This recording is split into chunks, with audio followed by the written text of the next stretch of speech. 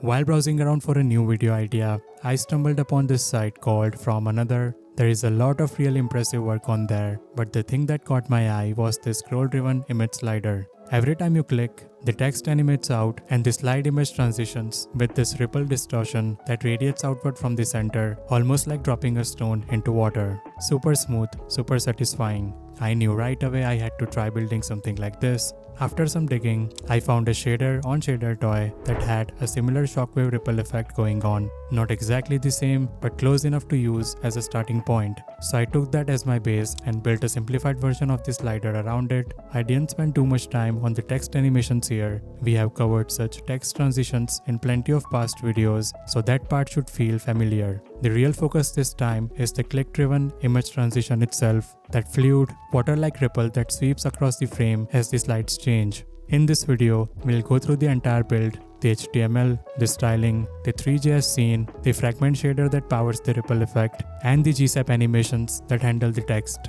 If you'd like to grab the source code for this project, along with hundreds of other similar micro projects and a brand new website template every month, you can check out the Pro membership via the link in the description. And if you find my work helpful, make sure you leave a like on the video and subscribe to the channel if you haven't already. Alright, let's get into the code. First, we'll set up a single full screen wrapper, a div with the class slider. This is the container for everything, the WebGL canvas, the text, all of it. Inside that, we'll add a div with the class slide content. This acts as the overlay layer for the text that sits on top of the image, positioned absolutely so it covers the entire slider. Now inside slide content, we'll place two divs, one with the class slide title and another with the class slide description. The title will sit on the left, the description on the right. That's the layout we'll be going for. Inside slide title, I'll drop an h1 with the first slide setting, and inside slide description, a paragraph with some placeholder copy to match. We only need to hardcode this first slide in the HTML. The rest will be handled dynamically using a data object I'll show you later. Alright, the markup is done. Let's get to styling.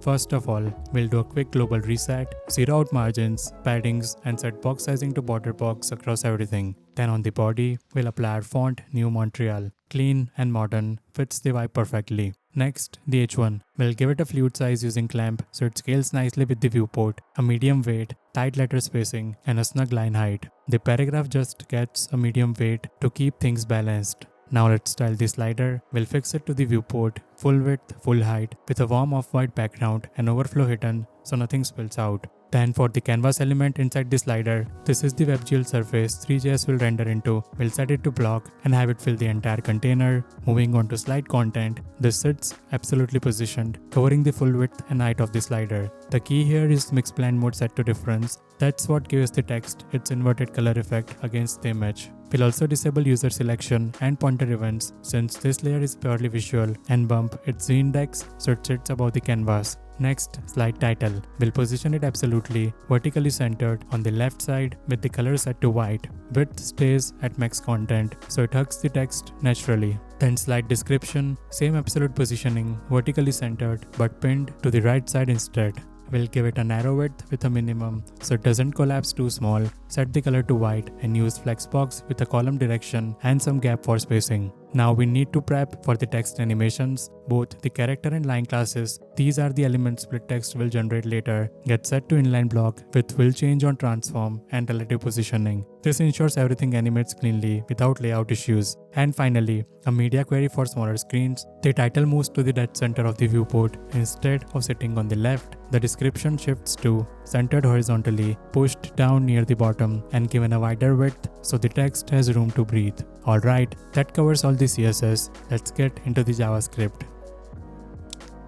Before we jump into the main script, let's look at our slide data. I've created a separate file called slides.js. This is the object I mentioned earlier. It exports an array of 4 slides. Each one holds a title, a description, and an image path. This is the single source of truth for all the content in the slider. The first slide matches what we already have in the HTML, and the rest get built dynamically as the user clicks through. Next, the shaders. These live in their own file too, shaders.js. The vertex shader is straightforward, it just passes the UV coordinates through to the fragment shader, nothing fancy here, standard boilerplate. The fragment shader is where the magic happens. It takes in a bunch of uniforms, the current and next textures, a progress value, resolution, image dimensions, and a set of wave controls for the ripple effect. There is also a mobile flag that we'll use to adjust the image framing on smaller screens. First up, there is a helper function called getImageUV. This handles the aspect ratio math. It figures out how to fit the image inside a bounding box without stretching, basically a cover fit calculation done entirely on the GPU. Then a simple is inside box check. This just tells us whether a pixel falls within the image bounds, so we can clip anything outside to transparent. Now the main function, it starts by defining the bounding box for the image. On desktop, it's a centered crop. On mobile, it fills the full viewport and the mobile uniform blends between the two. Then it corrects for the screen's aspect ratio and calculates each pixel's distance from the center. The core of the effect lives inside the progress check. As the ripple expands outward from the center, any pixel that falls behind the wave front gets displaced, pushed along the radial direction using a sine wave multiplied by an exponential decay. That gives us the ripple distortion. On top of that, the same wave drives a brightness boost. Finally, the displaced coordinates get fed back through the UV mapping function, both textures get sampled, and the final color is a mix of the two based on the blend value with the brightness boost added on top. Anything outside the bounding box gets clipped to transparent. Let's get to the script now.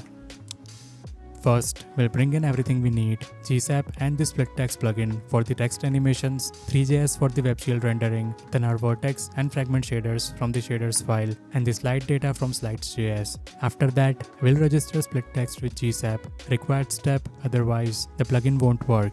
Next, a few state variables. We'll track the current slide index starting at 0, a boolean to flag whether a transition is in progress, and a reference for the ripple tween so we can kill it if needed. Then we'll grab the slider element from the DOM. This is the main container everything hooks into. Now let's write our first utility function, SplitTitle. This takes a container, finds the h1 inside it, and runs SplitText on it, splitting into words and characters with masking on the characters. If there is no heading, it bails out early. We'll be calling this every time we need to animate a title in or out. Then a similar one, split description. This grabs all the paragraphs inside the description, loops through each one, splits them into lines with masking, and collects all the line elements into a single flat array. This gives us one clean collection to animate against, regardless of how many paragraphs a slide has. Next, build slide content. This is the function that dynamically creates a new slide when the user clicks through. It builds a div with the slide content class, sets its opacity to 0 so it's hidden on entry, then populates the inner HTML with the title and description pulled straight from the slide data object. This is why we only needed one slide hard-coded in the HTML. The rest get built on the fly using this function. Now the exit animation, animate text out. It takes the current slide container, splits the title and description using the two functions we just wrote, then builds a GSAP timeline. The title characters slide upward out of view with a stagger, and the description lines follow the same pattern with a slight offset. The timeline gets returned so we can chain off it later.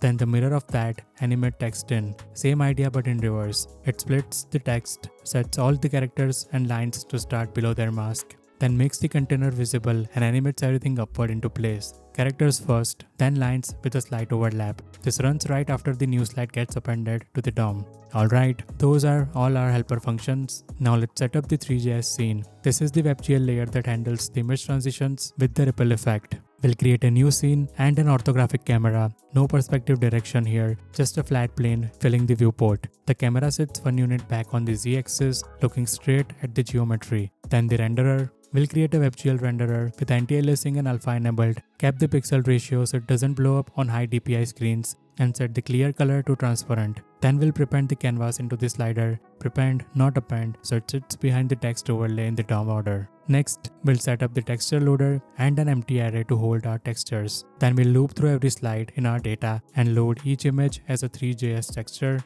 We are awaiting each load so we know all textures are ready before anything renders. On each one, we set the filtering to linear and the wrapping to clamp to edge. This keeps the images clean without any tilting or blurry edges. Alright, that sets up all the foundations, imports, state, helper functions, text animations, and the Three.js scene with all the textures preloaded. Next, we'll define the ripple config and wire everything into the shader. Let's define the ripple config, a flat object holding all the values that control the wave effect: frequency, power, width, fall off, boost strength, crossfade width, along with the duration and ease for the GSAP tween that drives it. Having everything in one place makes it easy to tweak the feel of the ripple effect without digging through the shader code. Next, the uniforms object. This is the bridge between JavaScript and the fragment shader. We'll pass in the current and next textures, a progress value starting at 0, the viewport resolution, the image dimensions, and then the ripple config values we just defined. There is also a mobile flag, set to 1 if the viewport is below our breakpoint, 0 otherwise.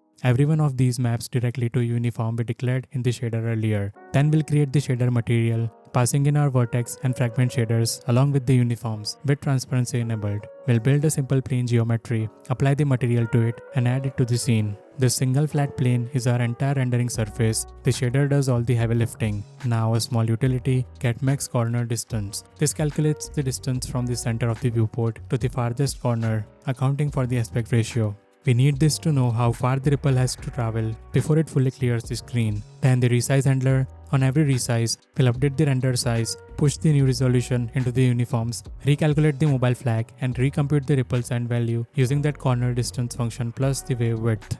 We also adjust the ripple duration, shorter on mobile so it doesn't feel sluggish on a smaller screen. We'll bind this to the window resize event and call it once right away so everything is correct on load. Now for the intro animation, we'll grab the initial slide that's already in the HTML, split its title and description using a helper function, then animate both in with a from to method. Characters and lines start below their mask and slide up into view with a stagger. The lines get a slight delay so they follow the title naturally. This is the first thing the user sees when the page loads. Next comes the main event, the transition function. This fires every time the user clicks the slider. First, we check if a transition is already running and bail out if it is. If there is an existing ripple tween still going, we kill it and reset progress to 0. Then we calculate the next slide index, wrapping around to 0 when we hit the end of the array. We grab the current slide from the DOM and kick off the text exit animation. On the shader side, we set the current and next textures, reset progress to 0, then start the ripple tween. Then this animates the progress uniform from 0 all the way to the end value, driving the entire ripple expansion in the shader.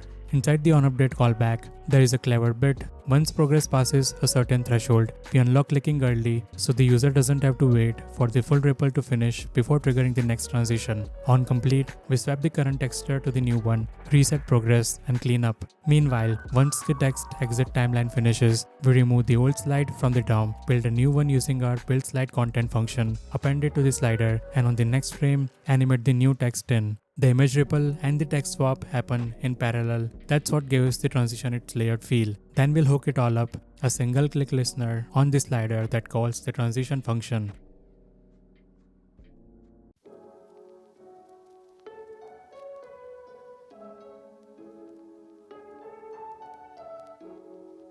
And finally, the render loop, a straightforward request animation frame loop that tells Three.js to render the scene on every frame. We call it once to kick things off, and that's a wrap. A click-driven image slider with a WebGL ripple transition and masked text animations, Three.js handling the visuals, GSAP and SplitText handling the typography. Hope you found the video helpful. See you in the next one.